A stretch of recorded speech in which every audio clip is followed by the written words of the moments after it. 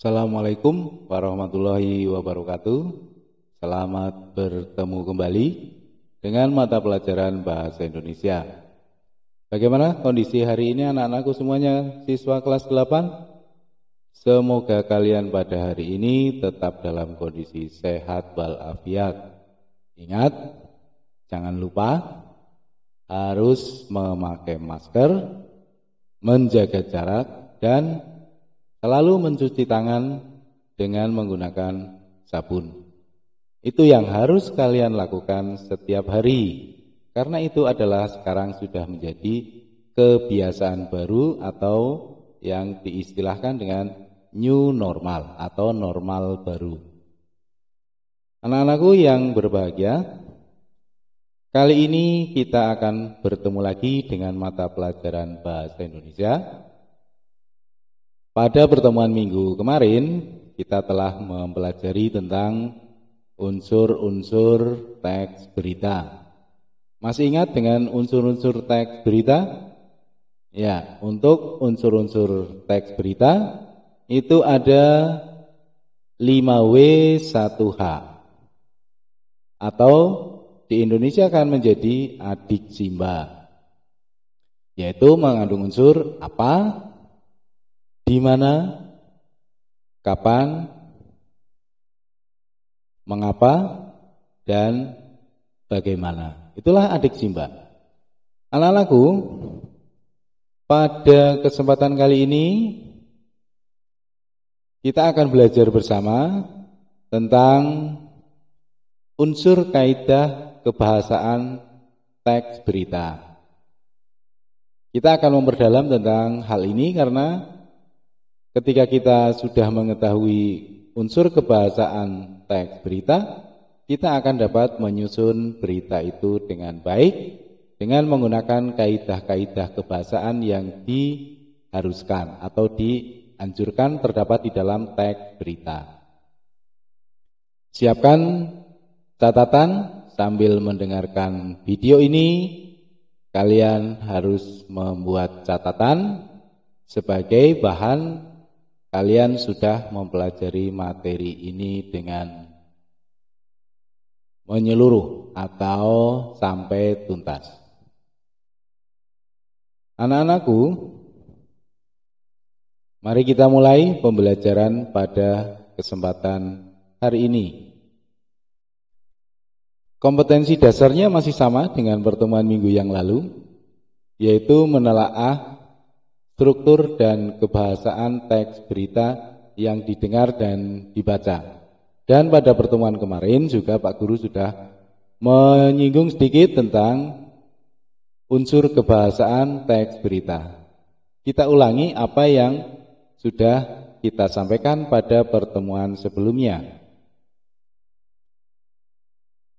Kaidah kebahasaan teks berita itu meliputi penggunaan bahasa bersifat standar atau baku, yaitu dengan ditandai bahwa bahasa standar itu akan lebih mudah dipahami dibandingkan dengan bahasa-bahasa populer atau bahasa-bahasa yang bersifat kedaerahan.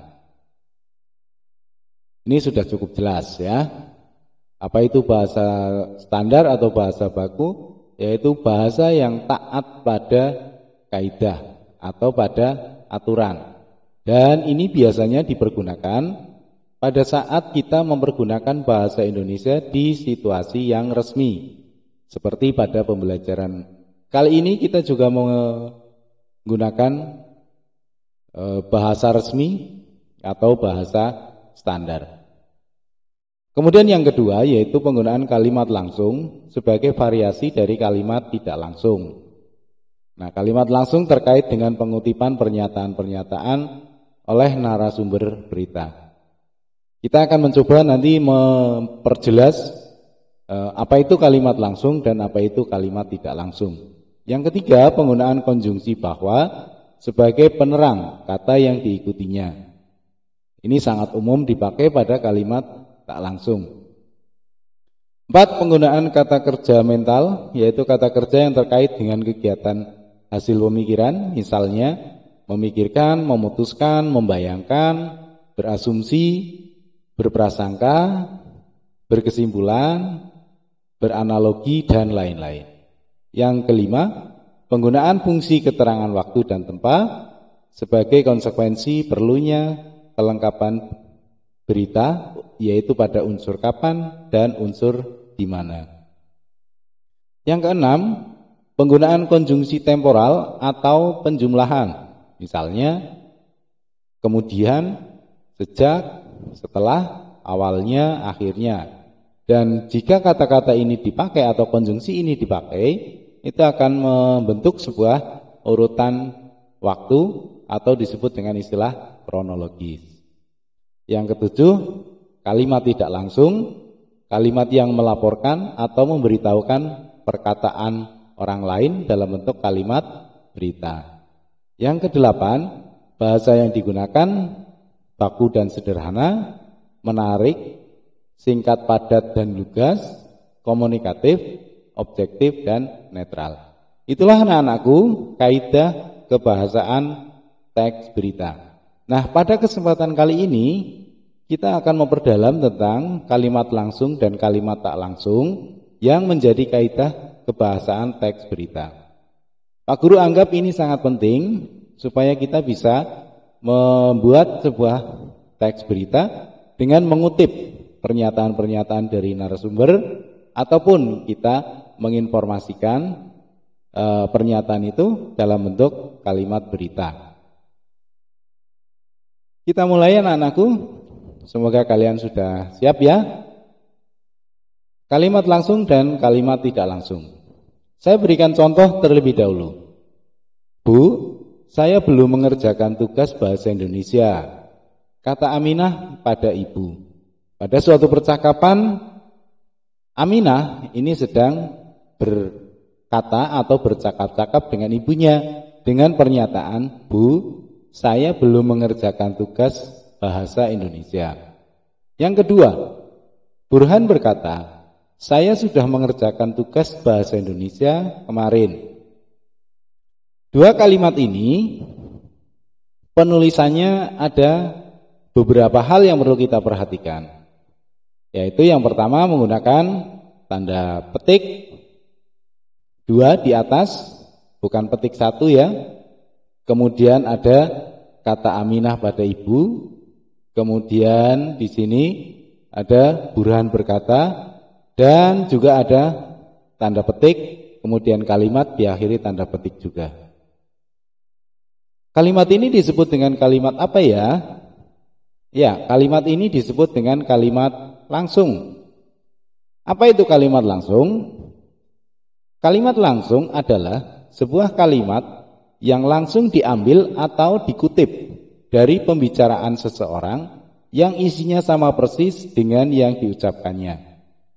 Jadi pada konteks sebuah percakapan misalnya, kemudian kalian disuruh untuk menuliskan kalimat yang diucapkan oleh temanmu itu dalam percakapan, maka itulah yang kita sebut dengan kalimat langsung.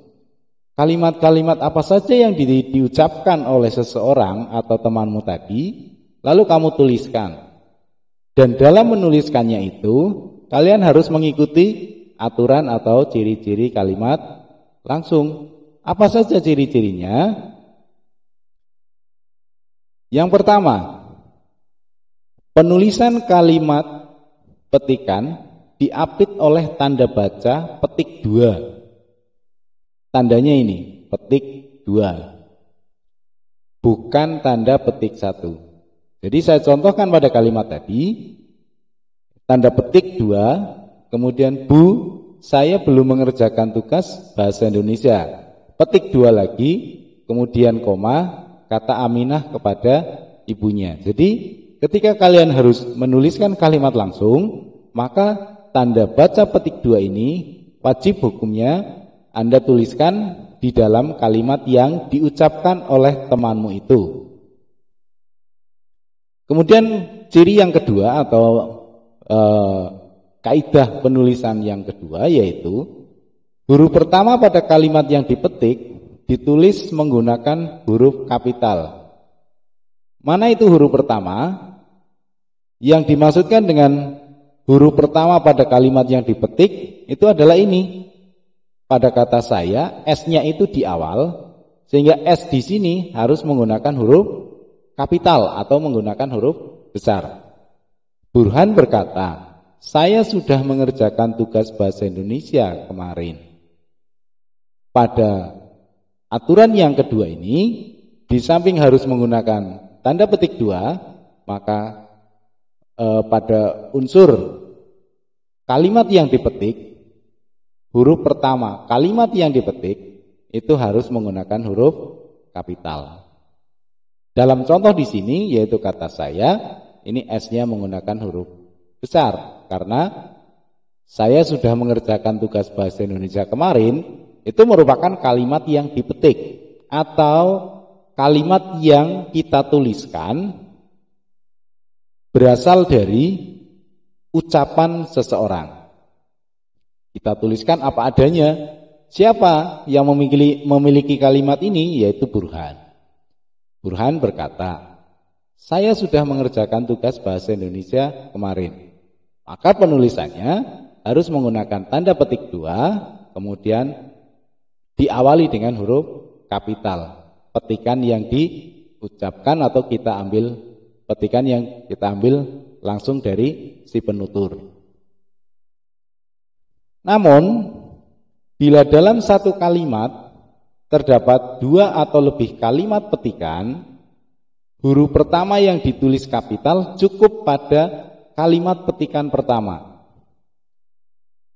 Untuk kalimat petikan kedua, huruf pertamanya ditulis dengan huruf kecil, kecuali jika kata pertamanya merupakan kata nama atau sapaan.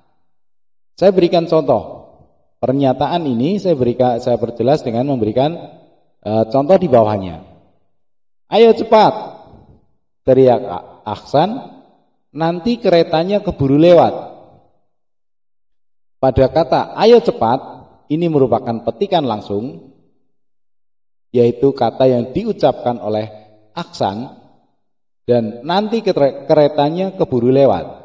Ini juga merupakan kalimat yang diucapkan oleh Ahsan. Lalu kita tuliskan dengan cara diapit menggunakan tanda petik. Petik 2 ya. Ingat-ingat tanda petik 2. Mengapa di sini menggunakan huruf kecil? Dikarenakan ini adalah petikan yang kedua. Sedangkan ini ayo cepat itu menggunakan huruf besar dikarenakan ini petikan yang pertama. Kita lanjutkan.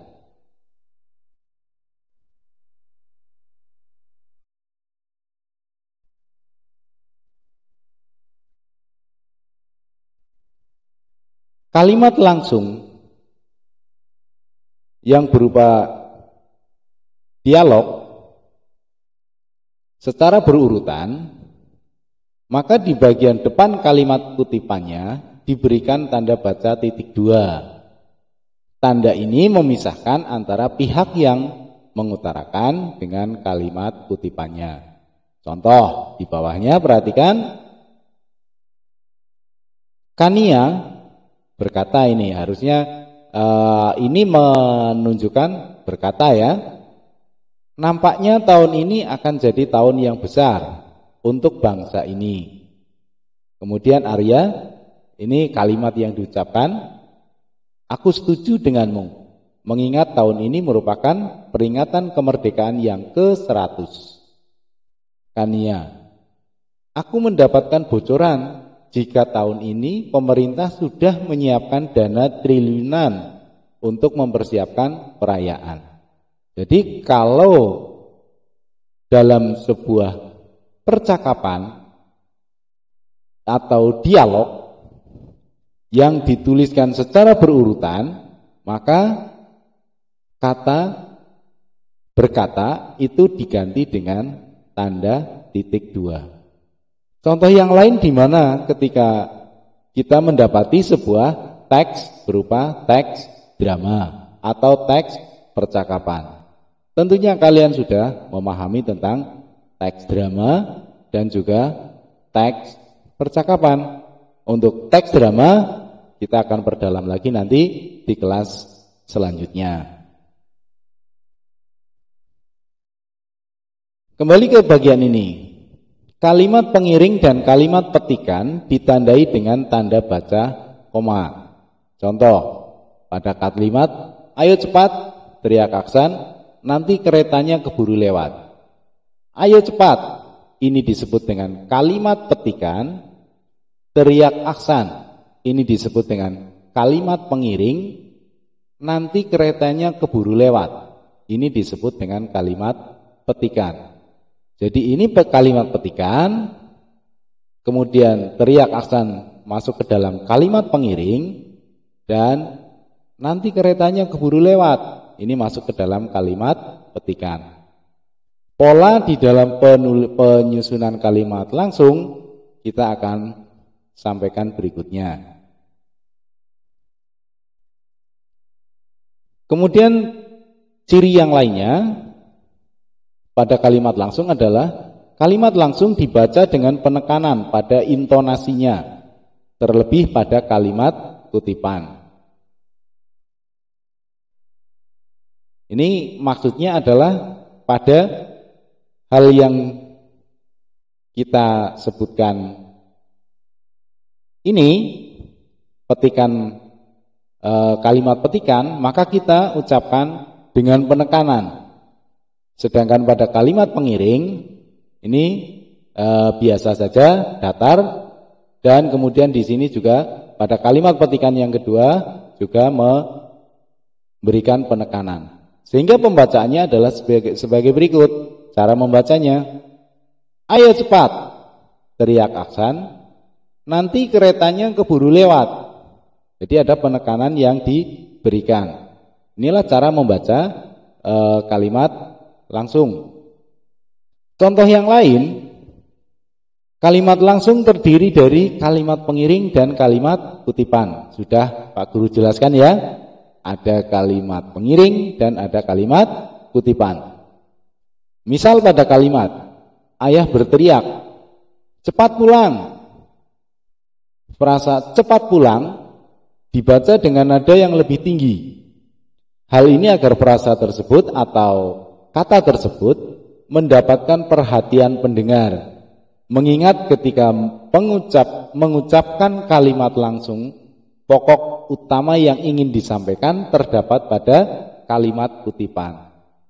Ayah berteriak, cepat pulang. Penekanannya pada petikan langsung ini yaitu pada kata cepat pulang.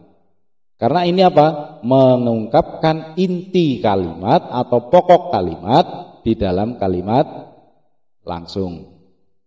Sehingga ketika kita berbicara dengan teman, bercakap-cakap dengan teman, tentunya itu sudah menjadi hal yang wajar ketika kita menyampaikan pernyataan atau kalimat, tentunya akan menggunakan intonasi yang bervariasi. Nah, kalau tadi kita sudah mengetahui kalimat pengiring dan kalimat kutipan, maka beberapa variasi pola susunan antara kalimat kutipan dengan kalimat pengiring adalah sebagai berikut. Yang pertama, susunan kalimat langsung itu bisa terdiri atas kalimat pengiring, kemudian kalimat kutipan. Ini penulisannya seperti ini. Kalimat pengiring hanya menggunakan huruf besar, atau nanti di awal kalimat pengiring itu pasti menggunakan huruf besar karena awal kalimat. Kemudian tanda baca koma sudah kita jelaskan tadi bahwa harus menggunakan tanda baca koma. Kemudian tanda petik karena ini merupakan kalimat kutipan, diawali dengan huruf besar. Ini contohnya seperti ini. Kemudian yang kedua, kalimat kutipan ya, tanda petik 2, kemudian awal kalimat menggunakan huruf besar, awal kalimat petikan langsung, dimanapun tempatnya, baik di depan maupun di belakang, itu menggunakan awal kalimat pada petikan langsung, itu menggunakan huruf besar. Seperti ini. Kemudian koma, lalu dilanjutkan dengan kalimat pengiring. Kemudian kalau kalimat kutipannya lebih dari satu, itu bisa kalimat kutipan yang ini pertama, kemudian ada kalimat kutipan lagi, ini kalimat kutipan yang kedua. Jadi susunannya kalimat kutipan, kalimat pengiring, dan kalimat kutipan. Yang sudah Bapak jelaskan tadi adalah penulisannya. Kalimat kutipan yang pertama itu setelah tanda petik diawali dengan huruf besar.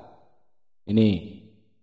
Kemudian dilanjutkan dengan tanda baca koma, lalu dilanjutkan dengan tanda petik 2, dan selanjutnya dituliskan kalimat pengiring. Teriak ayah, kata ibu, dan lain-lain itu merupakan kalimat pengiring. Contoh kalimat pengiring. Kemudian koma lagi, tanda petik, kalimat kutipan. Namun pada kalimat kutipan yang kedua ini, huruf pertama di awal kalimat kutipan yang kedua ini tidak dituliskan menggunakan huruf besar, tapi menggunakan huruf kecil. Dan contohnya sudah Pak Guru sampaikan di depan. Bagaimana anak-anak sudah bisa memahami? Namun jika kalian mengalami kesulitan, jangan lupa tuliskan di kolom komentar. Silahkan bertanya, jangan malu bertanya. Itulah yang kita bahas di dalam kalimat langsung. Beberapa hal sudah kita jelaskan tadi. Kita lanjutkan, yaitu dengan kalimat tak langsung. Saya contohkan. Di sini ada dua buah kalimat. Kalimat yang pertama, Bu, saya belum mengerjakan tugas bahasa Indonesia. Kata Aminah pada ibu. Ini berupa kalimat langsung. Sedangkan kalimat yang kedua, Aminah mengatakan pada ibunya bahwa dia belum mengerjakan tugas bahasa Indonesia. Ini masuk ke dalam kalimat tidak langsung. Adakah perbedaan antara kalimat langsung dengan kalimat tidak langsung? Silahkan kalian cermati. Apa kira-kira? Ya, dalam aspek penulisan terdapat perbedaan antara bagaimana menuliskan kalimat langsung dan menuliskan kalimat tidak langsung. Oleh karenanya, hal-hal yang berkaitan dengan ciri penulisan kalimat tak langsung itu kalian harus pelajari dan kalian harus cermati juga. Bagaimana ciri-cirinya? Mari kita pelajari bersama. Ciri penulisan kalimat tak langsung. Yang pertama, tidak menggunakan tanda petik. Apa iya, Pak? Kita lihat. Di sini kalimat langsung menggunakan tanda petik, petik 2. Ini, sedangkan di bagian kalimat di bawah ini berupa kalimat yang tak langsung, tidak menggunakan tanda petik. Jadi ketika kalian harus menuliskan kalimat tak langsung atau kalimat tidak langsung, tidak menggunakan tanda petik 2. Ini contohnya. Aminah mengatakan pada ibunya bahwa dia belum mengerjakan tugas bahasa Indonesia. Ini kalimat tidak langsung. Saya lanjutkan. Yang kedua, terdapat perubahan kata ganti orang pada bagian kalimat yang dikutip. Bagian kalimat yang dikutip itu mana? Contohnya ini bagian kalimat yang dikutip. Bu, saya belum mengerjakan tugas bahasa Indonesia. Ini bagian yang dikutip. Kata gantinya mana? Ini menggunakan kata saya. Jadi pada kalimat ini, pada bagian kalimat petikan menggunakan kata ganti saya. Itu maksud penjelasan yang tadi, pernyataan yang tadi ini. Kata ganti orang, ada perubahan kata ganti orang pada bagian kalimat yang dikutip. Yang pertama, kata ganti orang pertama menjadi kata ganti orang ketiga.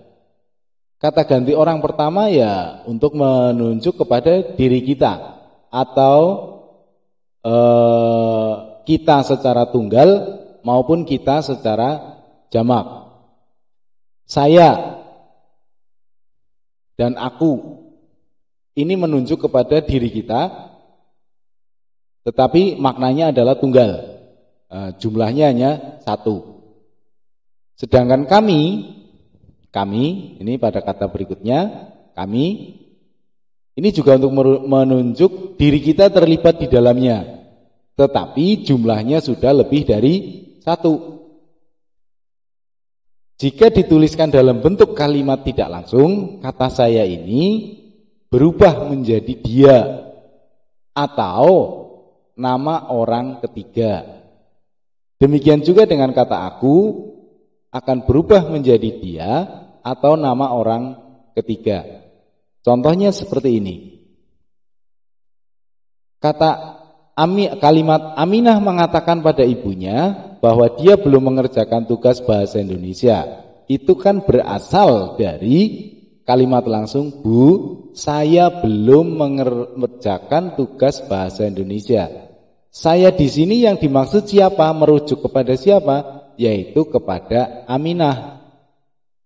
Kita tidak terlibat di dalam pernyataan atau di dalam kalimat ini, maka akan kita jadikan seperti ini. Aminah mengatakan pada ibunya bahwa dia itu siapa? Dia Aminah yang dimaksudkan, belum mengerjakan tugas bahasa Indonesia. Jadi di sini kata saya kemudian berubah menjadi kata dia. Pak, kalau diganti lagi dengan nama bisa enggak? Oh, itu sangat mungkin bisa. Jadi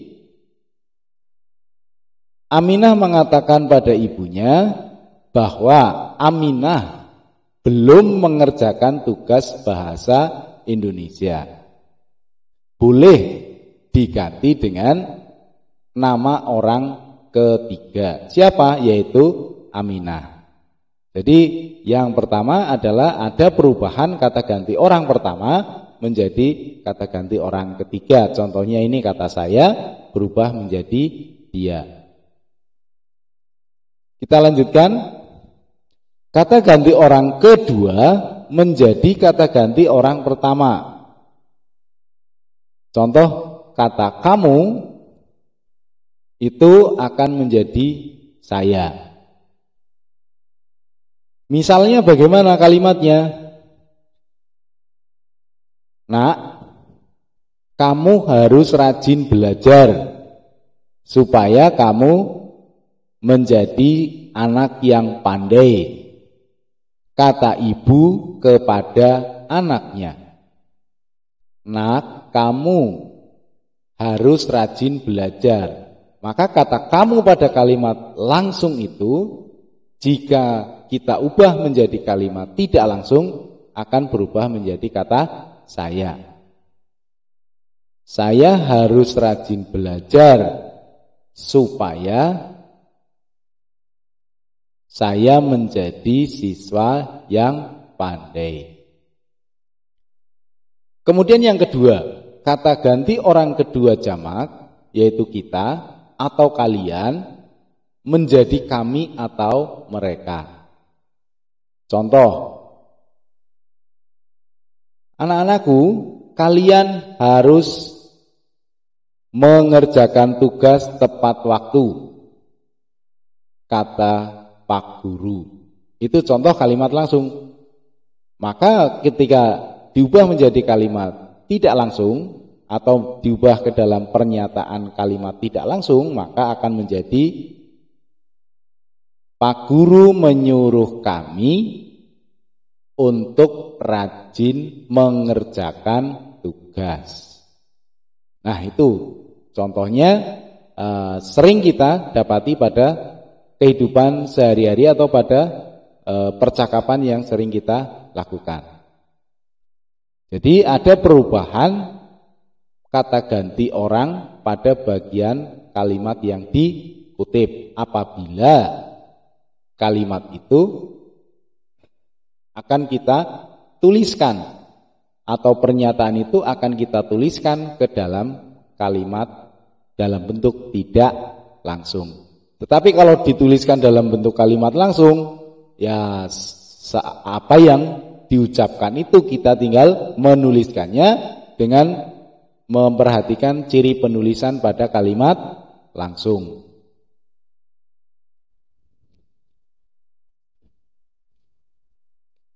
Ini contoh perubahan kata ganti yang sudah kita jelaskan tadi. Bu, saya belum mengerjakan tugas bahasa Indonesia, kata Aminah kepada ibu.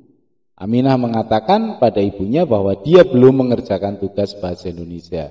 Dari kata saya berubah menjadi dia. Kita lanjutkan. Yang ketiga, berkata lugas menggunakan kata penghubung atau konjungsi seperti bahwa, sebab, supaya, agar, tentang, dan lain sebagainya. Bagaimana penerapan kata-kata ini dalam kalimat atau konjungsi ini dalam kalimat? Contoh, jaksa itu menyatakan bahwa Jessica bertanggung jawab atas kematian Mirna karena membubuhkan racun ke dalam kopi Mirna. Di sini menggunakan kata bahwa untuk memberikan penegasan. Kemudian contoh yang kedua, Pak Rahmat menyuruh kita supaya mengerjakan soal yang di papan tulis lalu dikumpulkan ke mejanya saat jam istirahat. Ini menggunakan konjungsi atau penghubung dengan supaya. Kalimat yang pertama tadi contohnya menggunakan kata bahwa, kemudian kalimat yang kedua ini menggunakan kata supaya. Yang ketiga, contoh yang ketiga, Andi diam sebab dia tidak mengerti apa yang sebenarnya kita bicarakan. Andi diam sebab dia tidak mengerti apa yang sebenarnya kita bicarakan. Menggunakan konjungsi sebab. Kemudian ciri yang keempat yaitu hanya berupa kalimat berita. Jadi di dalam kalimat tak langsung itu, kalimat yang kita buatkan atau kalimat yang kita tuliskan itu berupa kalimat berita. Dan tentunya kita sudah dan masih ingat pelajaran waktu di sekolah dasar ya, bahwa kalimat berita itu diakhiri dengan tanda baca titik. Contoh,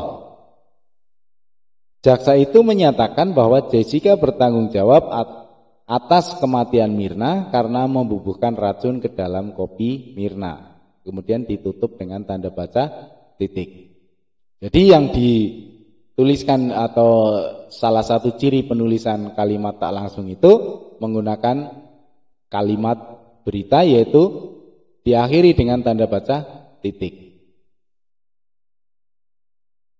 Nah, itulah anak-anakku semuanya tentang perbedaan kalimat langsung dan kalimat tidak langsung. Kalau kalian masih mengalami kesulitan atau belum jelas, silahkan kalian bisa menuliskan di kolom komentar, tapi di Classroom milik Bahasa Indonesia ya. Jangan di bawah, jangan di YouTube-nya, tapi di Classroom-nya. Setelah kalian paham, perhatikan tugas yang harus kalian kerjakan. Buka tugas individu di ruang kelas Bahasa Indonesia.